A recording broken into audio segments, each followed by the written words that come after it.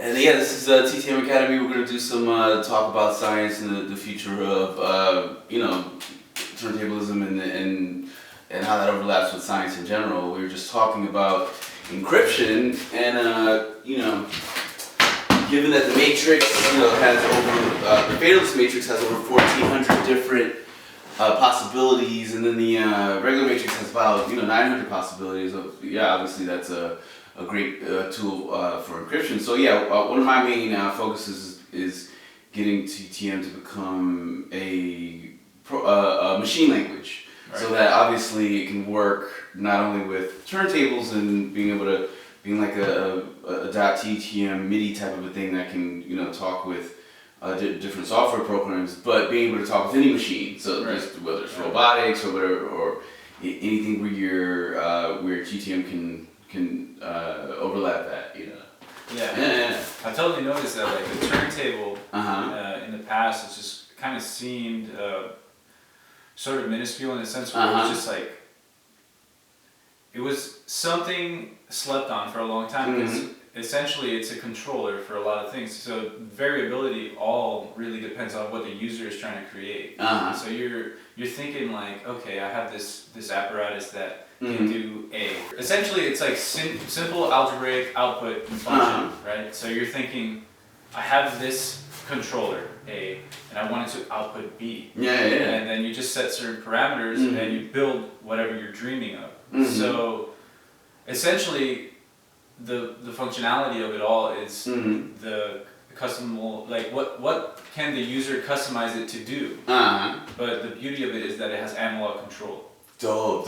So tell everybody about what you're working on, because the way I first saw his work was through YouTube and seeing a device that you're working on that was using nodes. It was using light sensors and tracking movement over time using lights. So tell us about that. It was the first build was really just about trying to figure out angular speed, and I had an infra-red reader that would connect to the Arduino, and depending on the rate of speed or angular speed, it would change the different color.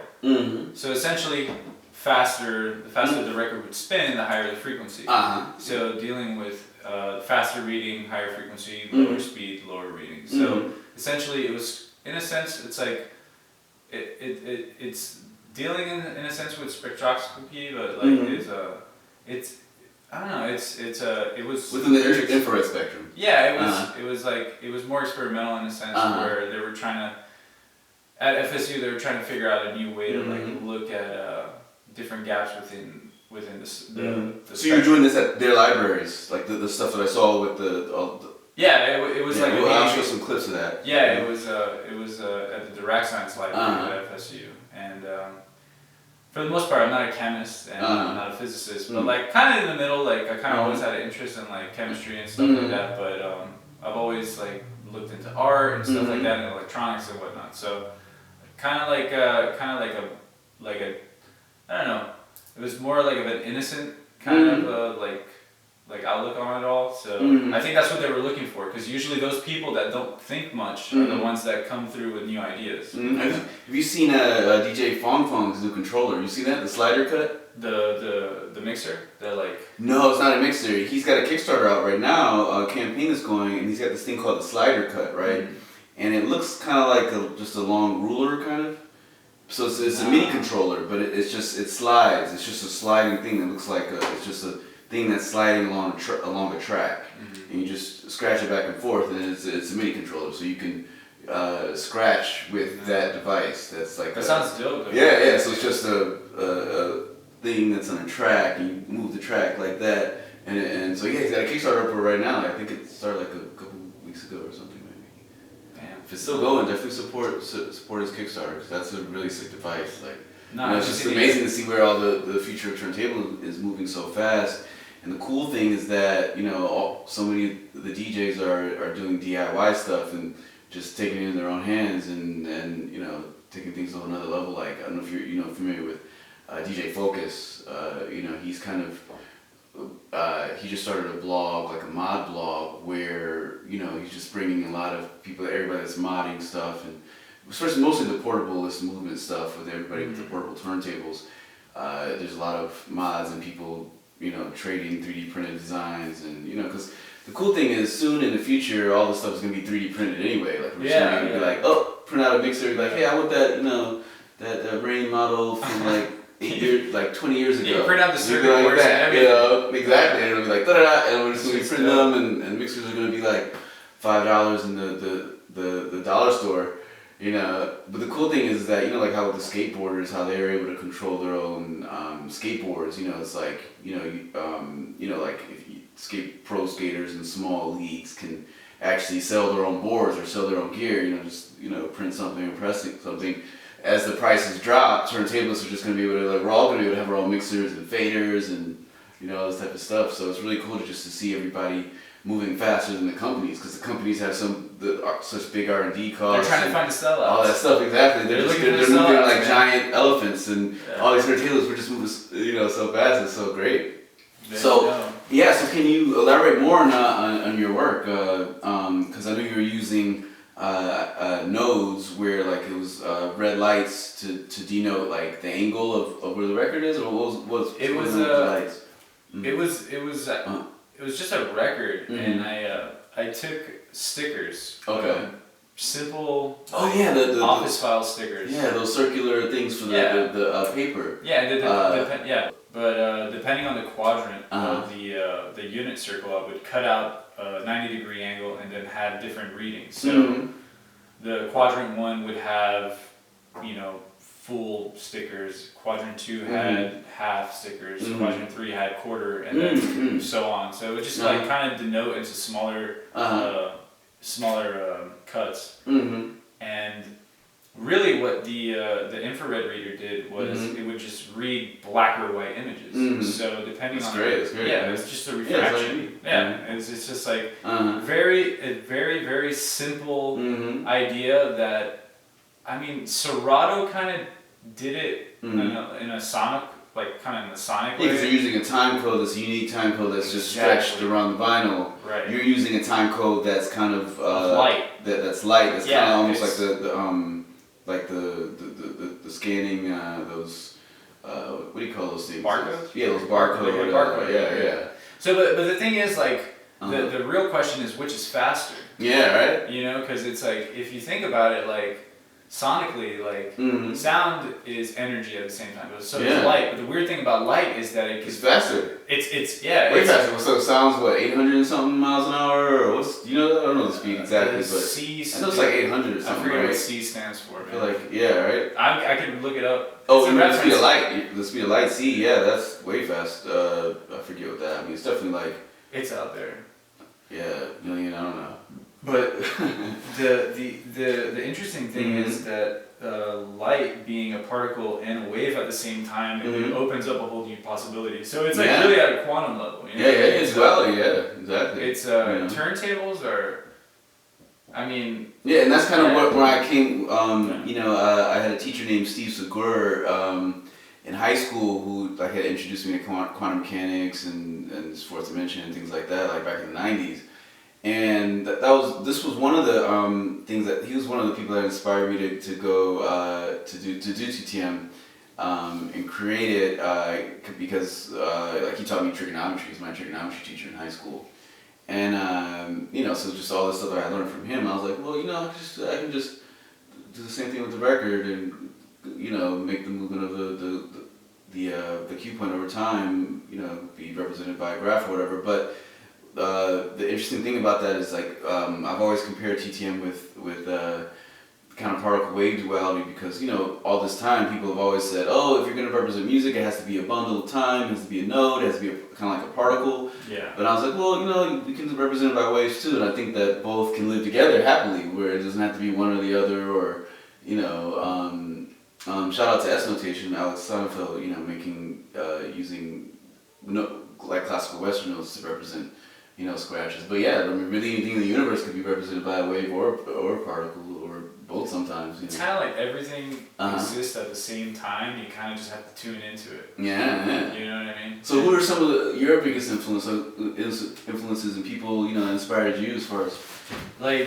DJs, scientists, anybody. I mean, like pretty much my whole life, I was like obsessed with scratching. Yeah, like, since I was young. Like, I could remember, like it's kind of funny, just like the whole name, and just like my passion for the whole thing came about was really manifested through like just how much obsession I had for it. And like, you know, people ask me, they're like, yo, like, come on, that's kind of corny. Like, you're gonna go buy this guy named Starlord, and I'm like, nah, you don't understand. Like, that's me, but like, I projected it.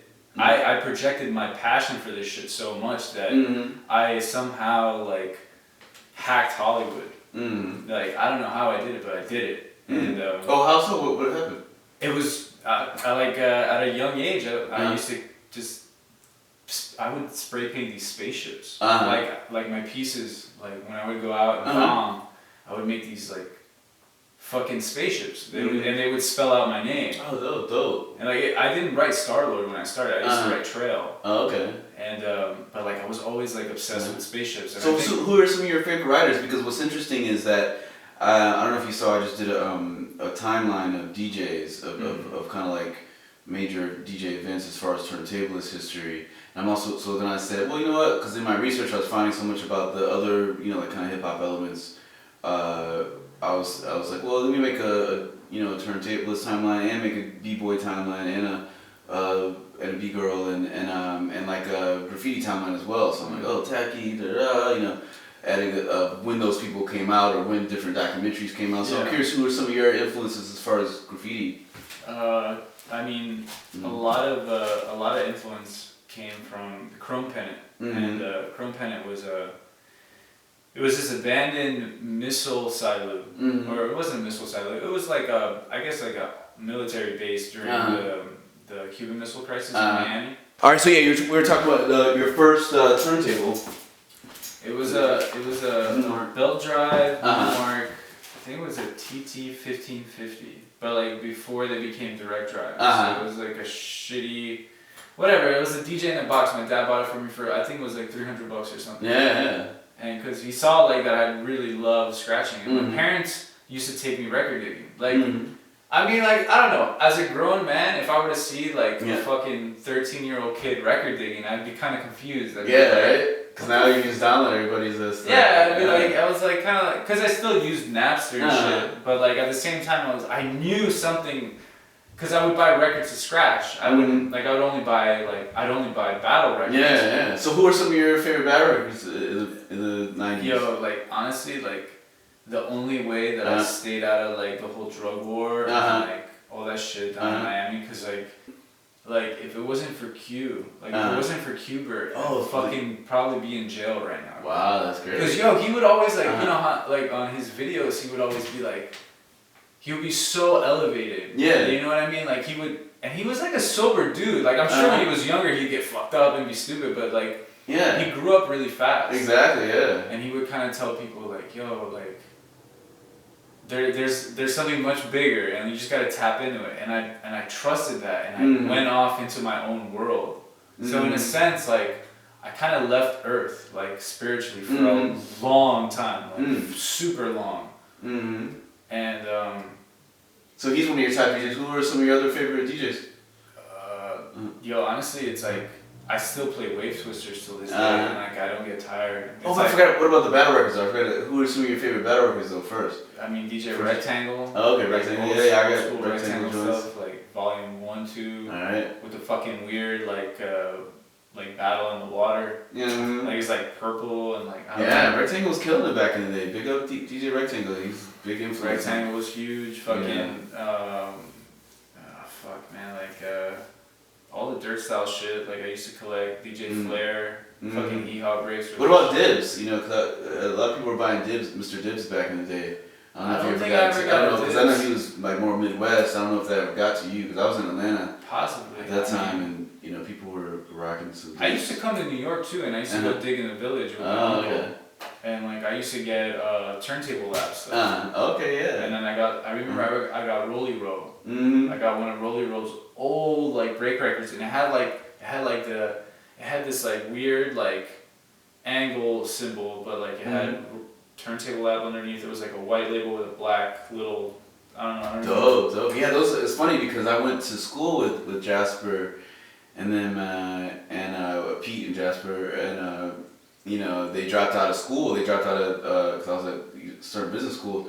And they dropped out and they started Turntable Lab and they became millionaires. You know, they're rich now. Oh yeah, which goes to show, you know, you don't have to go to college to you know, make something happen. Nah, you gotta follow your gut. These days, I would suggest, you know, there's so much, you know, crazy, fake, and false information out there.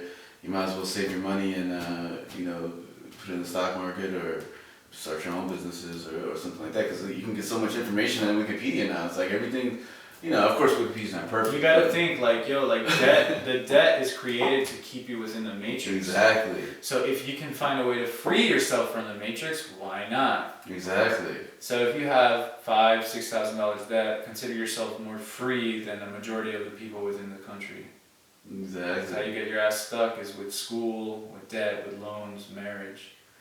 It's kind of, you can figure it out. Dope. I think, yeah. So we're oh yeah, back to the like. So who's some of your favorite DJs though? So you name. Yo, Qbert will forever be like number one, because I didn't take in a sense, like I learned the basics from him, and I took the basics to heart. But like I remember when he came out with Do It Yourself, like the Third Rumble Do It Yourself, scratch like scratch teaching thing. Yeah, like, I just remember telling myself, like, yo, like, I was in, like, fucking 9th grade or 8th grade, and I remember telling myself, like, yo, if you copy, like, verbatim everything that this guy does, you're just gonna be a copy of him. You should learn the basics. Still be dope, though. Yeah, you'd still be fucking awesome, but, like, if you were to fucking take the basics and go into your own world, you'll develop something new. And, like, I kept that shit in my head. I only bought ScratchCon, ScratchCon 2000 VHS tapes, when they were selling VHS. It was like before DVD. DVD shit. I remember, And I just like would watch that shit with my boy George. Yo, George, if you're watching this, like I haven't seen this fool in like fucking probably 12 years. And we would just watch ScratchCon all the fucking time. Like every day after school, we would go watch ScratchCon and then go lift weights. Like that was like our thing. We'd just watch ScratchCon, lift weights, go talk to girls at the park. That's dope. That's dope. It was like. So I got a question. So yeah, ScratchCon was influential. What was your what was the first time that you saw DJing that you're like, oh, I want to DJ? Because for me, it was like seeing, you know, like Juice or something. Because I had seen DJs when I was younger, back in movies and stuff. But when I saw that scene in Juice with the battle, I was like, oh man, I want to do that. And I was like, what's he doing? You know, and that's when I bought my first. You should want videotapes. I got my first like DMC like. You know, shout out to Christy Z and everybody, you know, making DMC happen. You know, I got my first like DMC, maybe it was like 95 battle or something tape, or you know, Rock Raider. No, I love Rock Raider. Rest in peace, Rock Raider. Yeah. Fucking intro to rap, yo. That shit was so nasty. Yo, I remember this shit like a dream. Like it was a dream. It was so weird. I would watch TV late night because my parents never gave a fuck. Like when I was young, like they let me do whatever the fuck I wanted. As long as I didn't get brought home by the cops or like in jail. Yeah. Which happened a lot, but like they were cool. And I remember watching Farm Club on USA. Do you remember this stupid ass show, Farm Club? No. It was like a long while ago. There was this fucking like cheesy like late night show for teens. The fucking Beat Junkies were on Farm Club. Wow. Yo, and like I'll never forget this shit. I remember watching TV and these dudes were fucking on Farm Club, and it was Rhetmatic, Melody, Babu, and it was what were the four? It's J-Rock, Babu, Melody, and Rhetmatic. Wow. That's the four, right? Did I get it right? Yeah, all sick. Turntables. Those four dudes were on Farm Club, and I know Icy is the shit. Icy's dope, and Mr. Chalk is the shit. I love Mr. Chalk. But the Beat Junkies were really the first people that introduced me to it through TV, and it's funny because I look back at it and how like everything like you said, duality, and it's just like a pulse within the field, the quantum field, because like.